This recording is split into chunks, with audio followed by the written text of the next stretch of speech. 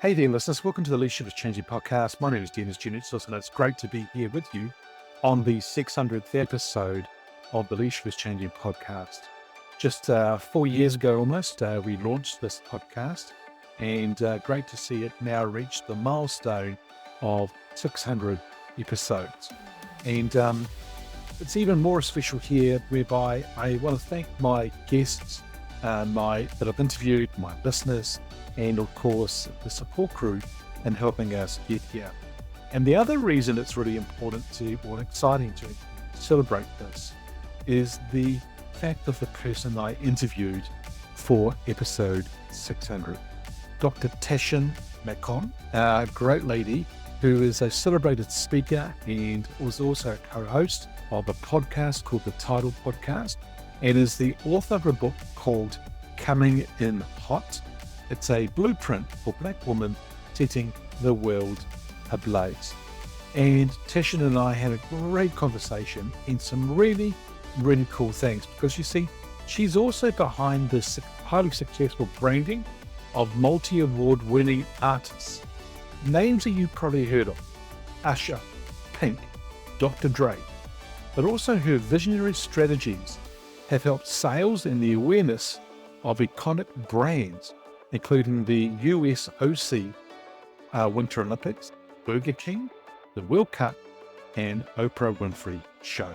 As you can tell, large artist names and brands that are global, that we all can relate to or we've heard of. Now, Tashion and I actually talked about several things, and of course the title of the episode is Leadership is a Talent, Not a Title. And we talked about that at length as well. But the other things we talked about was the 4 E's of leadership. They're going from the cubicle to the C-suite. And people are watching me, you, and how you show up. And you want to lead more than you want to be liked. And it's always sometimes a little bit of a difficult kind of way to approach it, and actually leading rather than being liked. And so really cool discussion around all those different topics. Apparently, according to Tashion, I've got a face, or a great face, for TV. And so we had a little bit of discussion around that as well. All right, well, it's time to celebrate, time for you to sit back and enjoy the interview. Welcome to Leadership is Changing. Each week, we and our guests provide information and insights through exploring leading change. This is taking your leadership to another level by finding the balance between executive excellence and personal well-being through stories that inspire real change. It's time to adapt in our fast-moving world when leadership is changing with your host, Denis Gianoutsos. Hey there, listeners. Welcome to another wonderful episode of the Leadership is Changing podcast. Great to have you here with us. I've got a great guest with me. Her name is Dr. Tashion Macon. Tashion, welcome to you. Thank you so much for having me, Dennis. I'm so excited to be here. And I'm so excited to be a part of your community, the Leadership is Changing community, for this conversation. Excellent. Thank you so much. I got goosebumps when you just said that. That's awesome. Yeah, very good. Hey, whereabouts in the world are you today? I'm actually in Atlanta, Georgia. Yes, The United States of America. the Yeah, United excellent. States. Yes. Have they got any good American football teams there?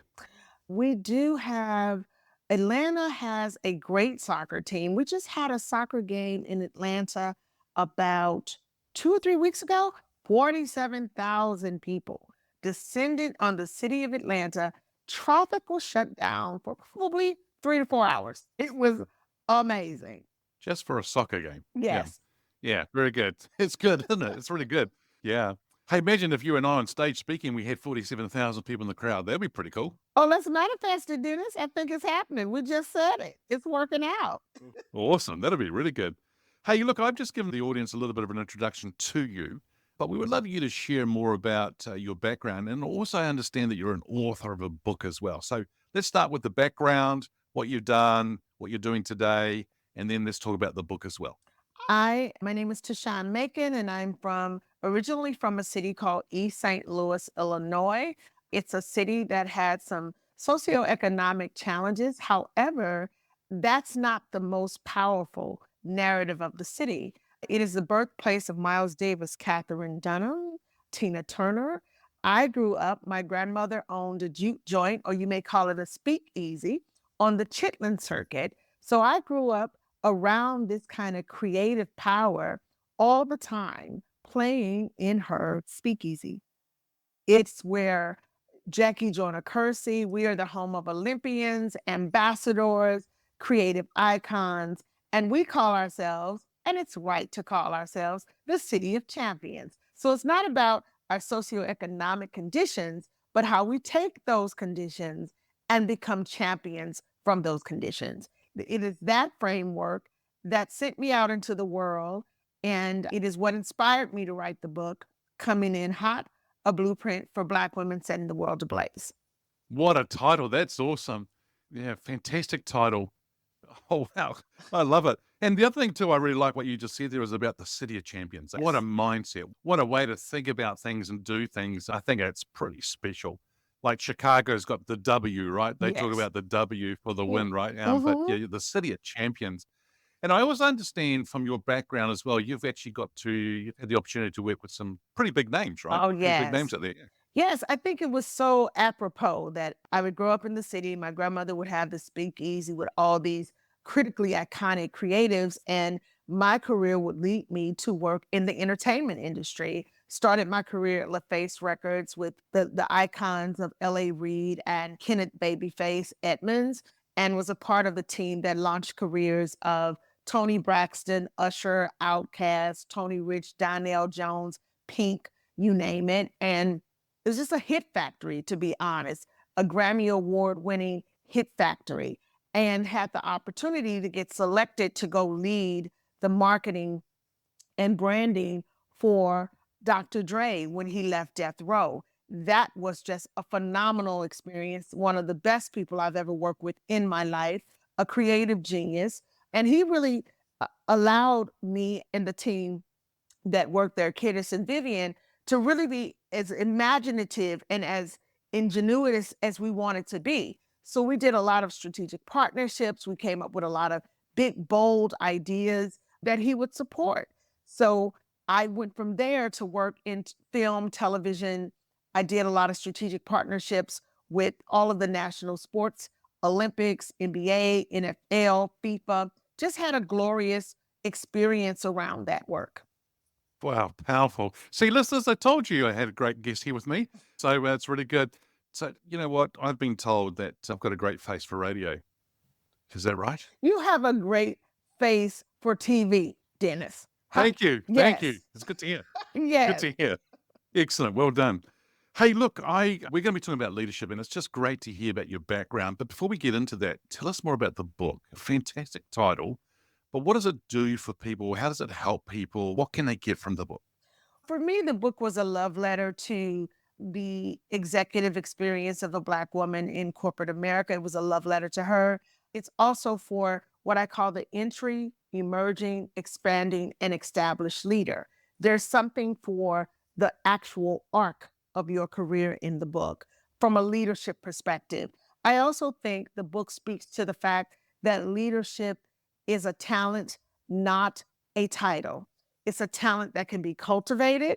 It's not simply a title, and that you can be a leader from the cubicle to the C suite. So the book talks about that.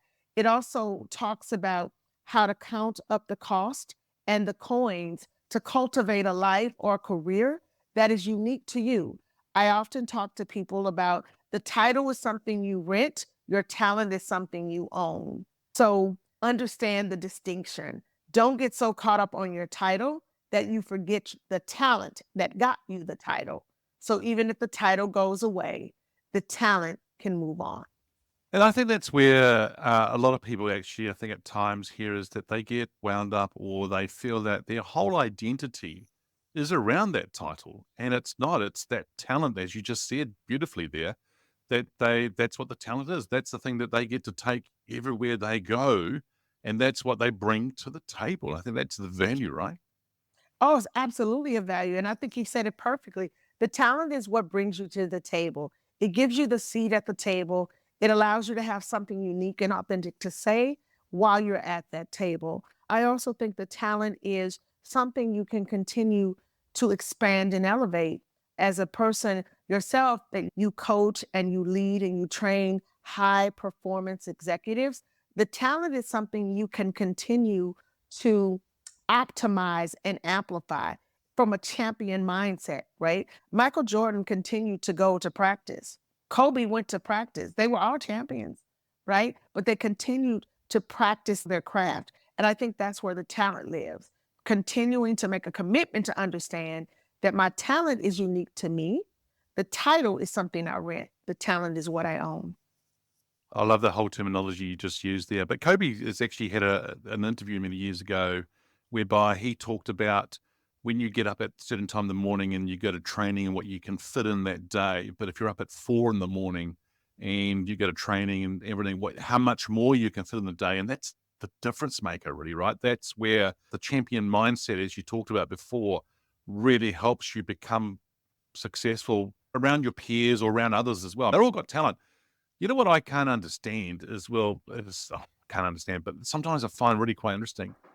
You have a whole lot of people who've got massive amounts of talent, and sometimes they're beaten or they're surpassed by somebody who doesn't have the talent.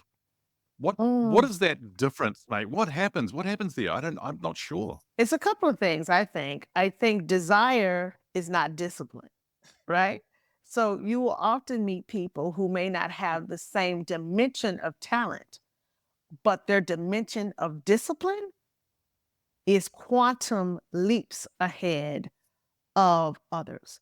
So the way they are disciplined and committed to what they actually dream of, what they desire to achieve, it is unmatched. So there are different dimensions of talent, but the game changer is the discipline. I also think that it's important to know the distinction of ambition and what is assignment, right? And I think I use that word loosely, like you can have ambition, but if you also know what your assignment in the earth is, what your blaze is, what your purpose is, and you commit to that and you lean into that, right? That's then it's completely a different experience as a professional. You're going to, as that, you'll pay attention to divine discontentment. You'll pay attention to divine doors opening. You will pay attention to what is more directional. Things won't be as defeating or defining as much as they are directional when you are clear about my North Star, my purpose place, what I'm born, who I'm born to be, because who I'm born to be informs what I'm born to do. I don't know about you listeners, but if you're not, I'm going to ask you to go back and listen to all of that again, and you should be taking notes. I'm taking heaps of notes here. The game changer is discipline. That is huge. Because I tell you, that's the thing that makes the difference. It's those who have the discipline day in, day out, or week in, week out. Doesn't matter what it is. It's that discipline with consistency of you Yes. being disciplined and pulling it all together and making it happen was really, really going to count. And that is, yes, you might be a leader today. And I'm going to say these words, whip-de-doo, who cares? You are a leader and you might have a title, but are you a great leader? And what takes you to that next level is just what we've heard. Tashion, I think that's just brilliant. Thank you for sharing it. Seriously, I think it's really, really cool. Now, how did you actually get into leadership yourself? So honestly, I got into leadership and I fundamentally believe this. It's when you are crystal clear about who you are and where you are, right? And when you're able to serve where you are holistically and in full integrity. I found that people were watching my work. People were watching how I showed up in service to my supervisor. People were Wow. watching my dedication and my discipline. They would see that I got to work earlier than most people. I left later than everybody. They could know that if something was happening and they wanted to depend on someone to do it, they could call upon me. I never applied for a promotion. The promotion came and called for me. And I think sometimes when people want a promotion, they want a promotion for revenue. Real promotion comes from proven responsibility. Revenue comes after that. it is that piece that you just said there about the proven responsibility, right? So in other Mhm. words, there are people who say, I want the promotion, well, if they want me to do the job, they better promote me. I think what you're just saying there is that, no, you need to prove that you Mhm. can do that responsibility and you're doing it, and then the promotion will follow later. Oh, it will. Not just the promotion, the profits too. The money will come, Sure. right? Sure. The money is not the end game. And that's because sometimes, Dennis, what we've done in the full baby global landscape, we've made money the chief currency. That's not the only currency or the chief currency. There's a currency of kindness, there's a currency of discipline, there's a currency of dedication, there's a currency of responsibility, there's a currency of integrity. You know what I mean? All of those currencies have value in leadership. And what kind of colleague are you? What kind of servant leader are you? What kind of transformative leader are you? Yeah, that is it. The things that are popping into my head here is that if you are showing up in a way that is not congruent with who you are, and that's what you just said before, is about being very crystal clear on where you are and who you are.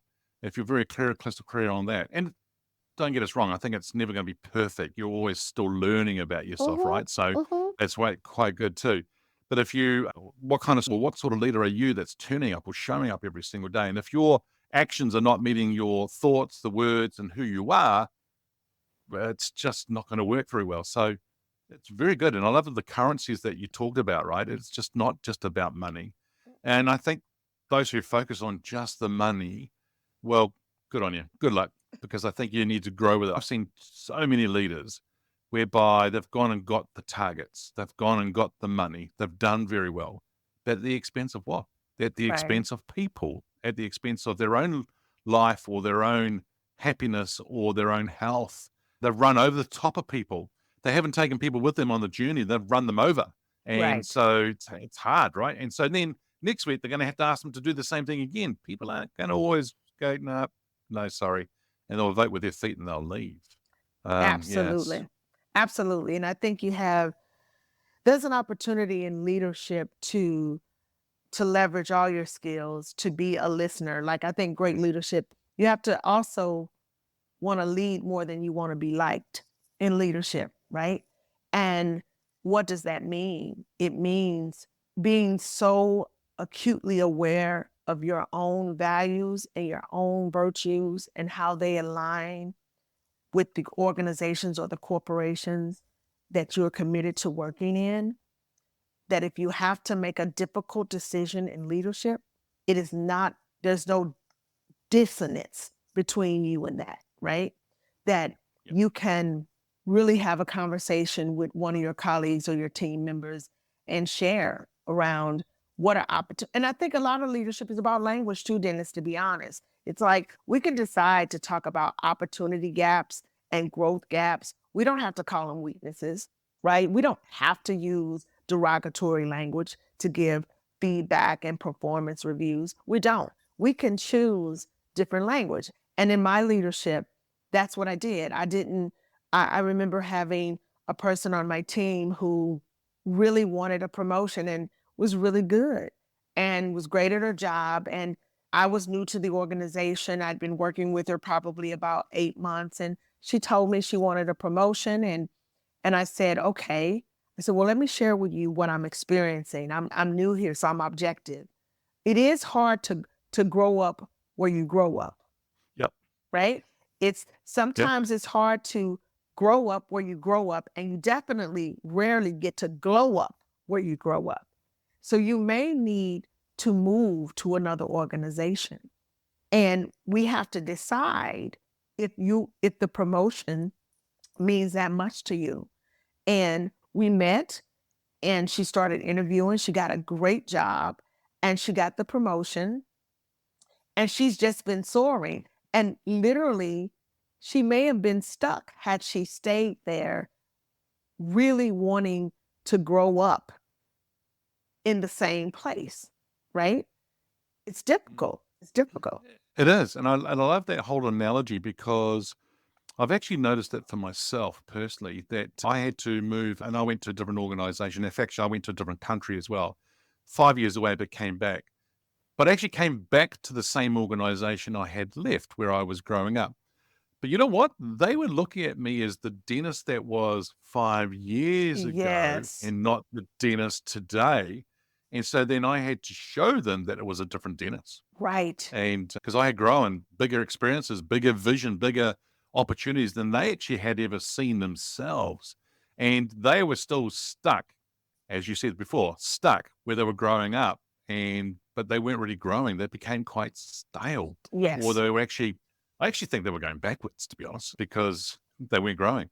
And the other piece you just said too about glowing, right? And then it's about glowing and soaring and doing very well. So sometimes you do need to, listeners, go off and do something else differently for another organization around your talents and what you do to then come back if you want to come back, but or maybe even just keep going forward to other areas Absolutely. too. So yeah. I Absolutely. love that whole analogy. Yeah, it's good. Hmm. Now, who's your favorite leader? Now, this person can be alive or from history. Who's your favorite leader and why? I really contemplated this question. And I would say Nelson Mandela. And I visited South Africa and I was able to visit where he was held and he was imprisoned And Robin Island, is that right? in Robben Island. Yeah. And I was fascinated about how when you go to Robben Island, it's like a line, it's hot, it's this small box of a cell. And to be the kind of leader that would not be broken and defeated or downtrodden, and to decide in his mind that his physical location was not his destination. It brings me chills right now, Dennis. I literally believe he was levitating out of the place and he was writing, and his physical body was one place, but his purpose body was somewhere else.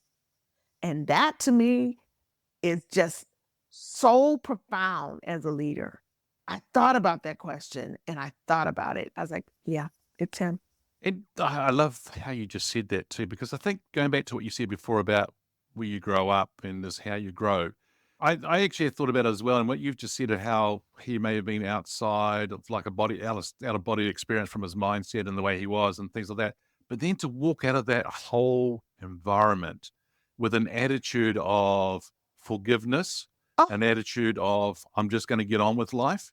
It was almost like you just said before earlier on for promotion. It's about you living that responsibility already. He was living that responsibility. He was growing throughout that whole time. And to come out like that, I think that just made the world stop to think, A, your problem isn't as bad as some other people. And number two right. is that look at the attitude of that forgiveness, but leadership. And it was pretty amazing. It was absolutely amazing. And for me, I learned a valuable lesson. Like his cabinet came from the prison. Like there are people you are born to meet, and there is no other way to meet them.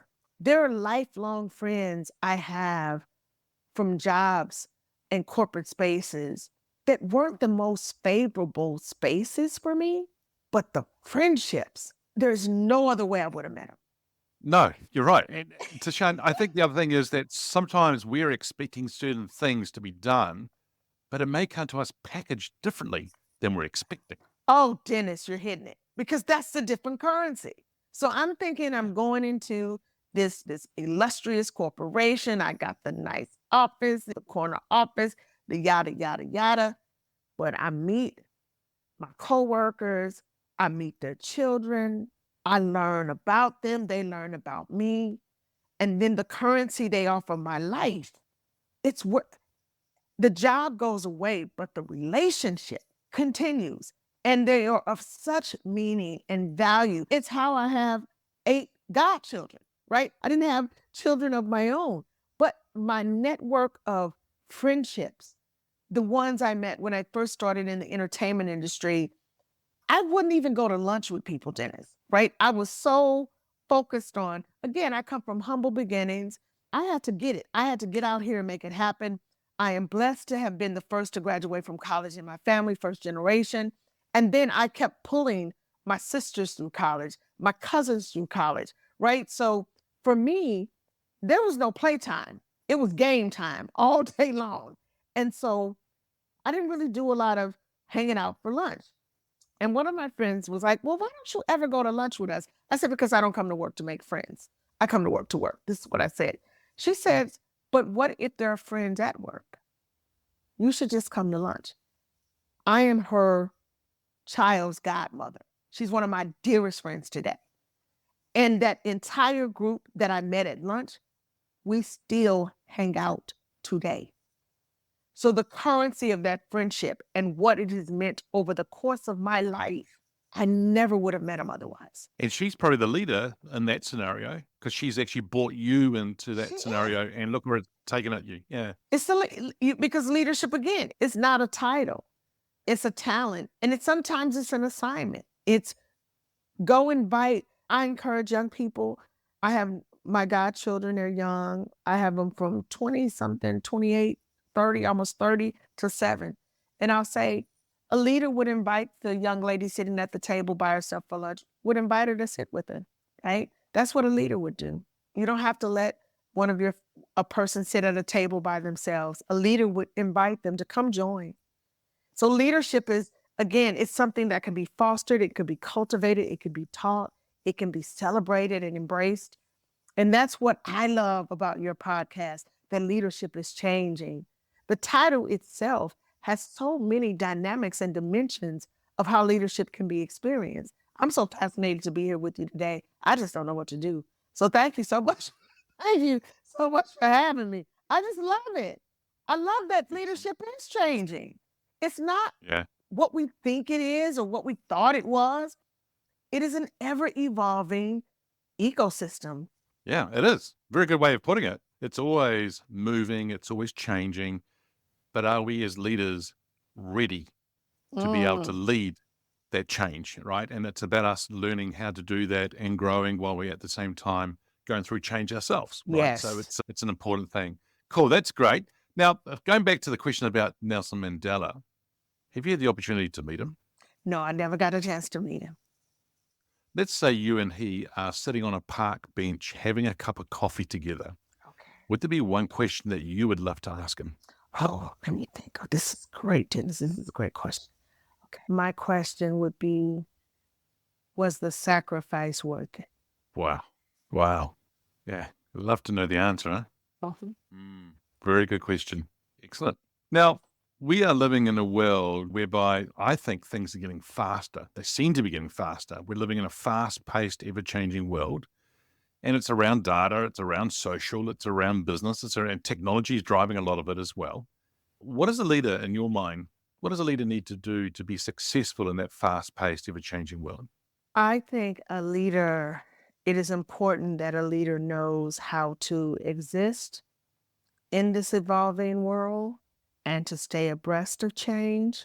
But I also think, I call it this, a leader has to be able to honor heritage while looking into the horizon. I think sometimes we're so horizon focused that we miss some of the critical heritage values. You're hearing it now, Dennis. You hear people say there are no soft skills, right? That we're lacking soft skills in leadership. We're lacking soft skills with employees and executives and entrepreneurs. There's a soft skills deficit. Well, I think it's because we're so horizon focused that we're not still grounded in the heritage of true values of how to have emotional intelligence, or even before the word emotional intelligence, kindness, consideration, listening, pausing, not jumping to conclusions, give people the consideration of the intention of good, right? And I think because we're just moving,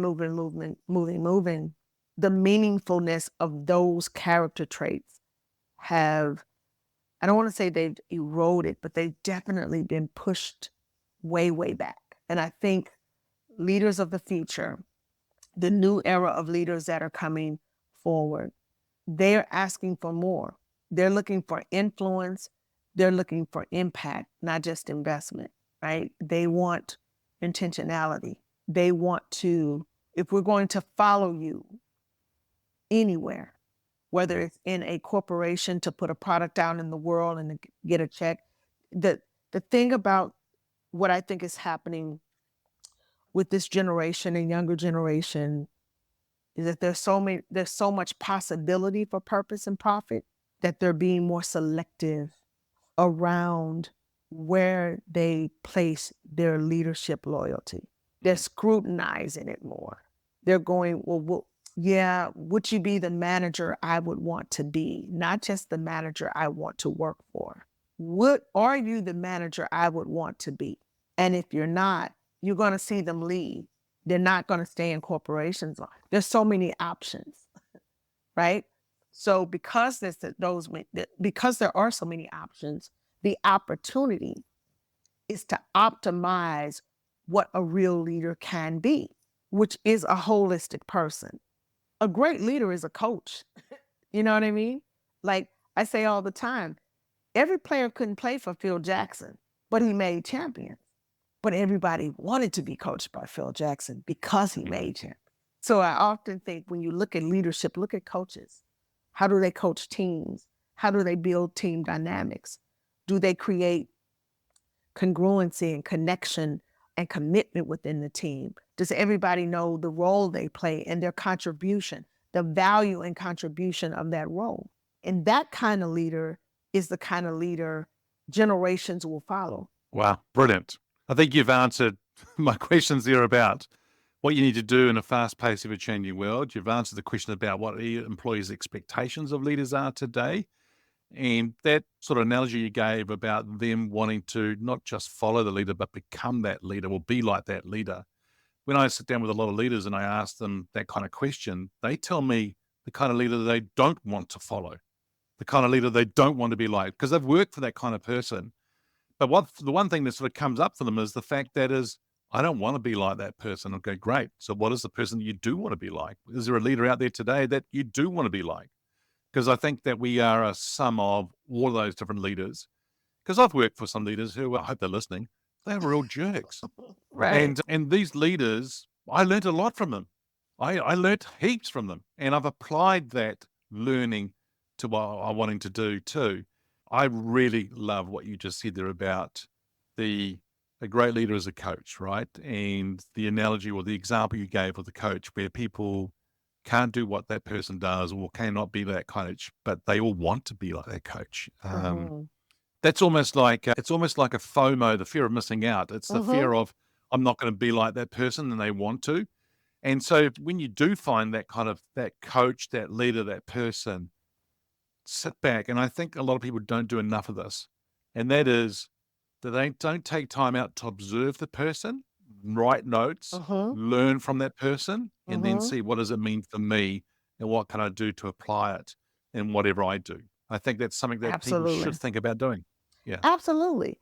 And I think having the courage to ask a leader who's a mentor or a sponsor, what's my growth gap? We all sit at the table and want to know what we're good at. Have the courage to say, what's my growth gap?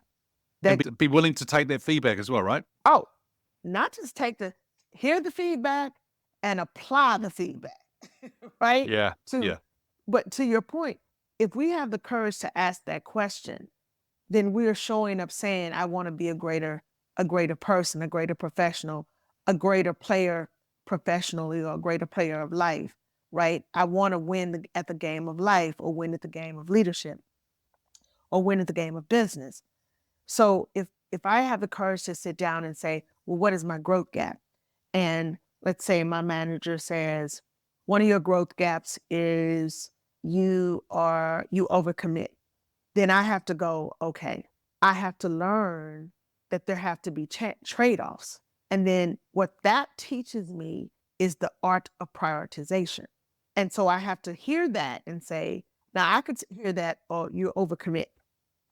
Well, I'm working hard and I don't know why this person would say that. And I'm taking up the slack. And you can finesse it any kind of way you want to finesse it, not to step into the truth of if a person is your manager and you're asking them a question about a growth gap so that you can show up greater, because leaders know at different levels of leadership, it's about delegation, not demonstration.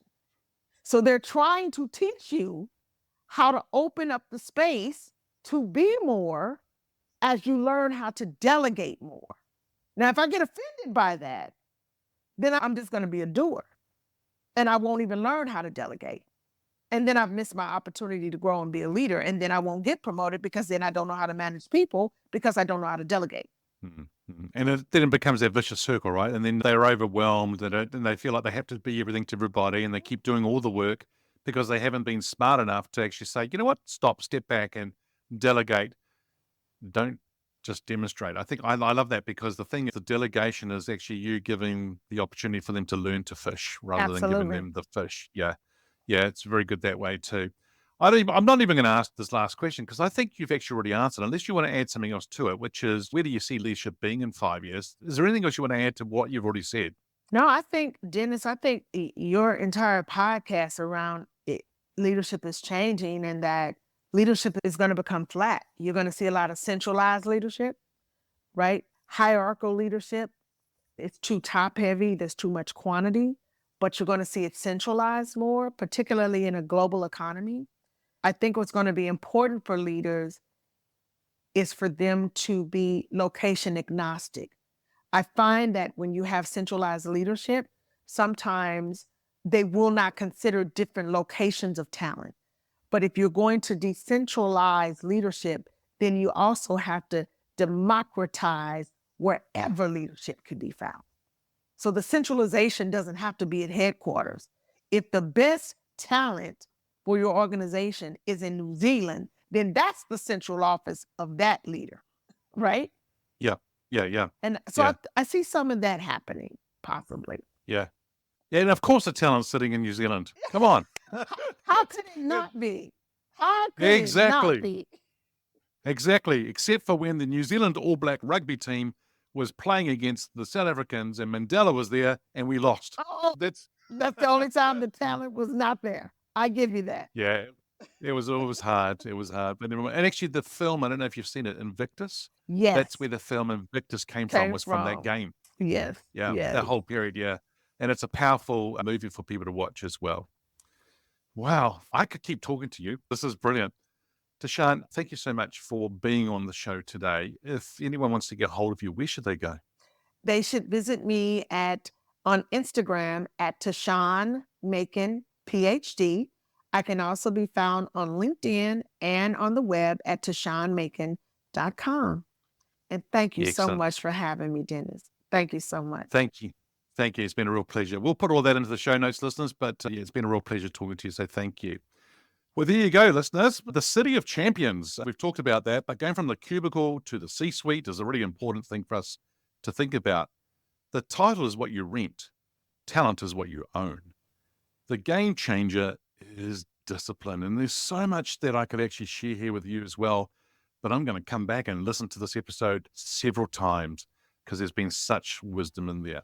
Hey, thanks for joining us. Until next time, bye for now.